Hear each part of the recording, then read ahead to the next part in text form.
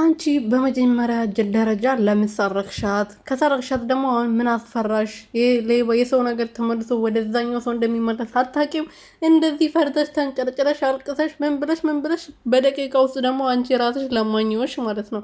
ምክንያቱም አብርሃም ተናዶ ጥሎኝ ይሄዳል ብለሽ ስለፈራሽ ነው። ቶሎ ብለሽ ተረጋግተሽ ማውራት የጀመርሽው፣ ይቅርታ የጠየቅሽው፣ ተሳስቼ ነው እንደዚህ የሆንኩት ብለሽ የለመንሹ ማለት ነው። መጀመሪያ ለምን አልተረጋጋሽም?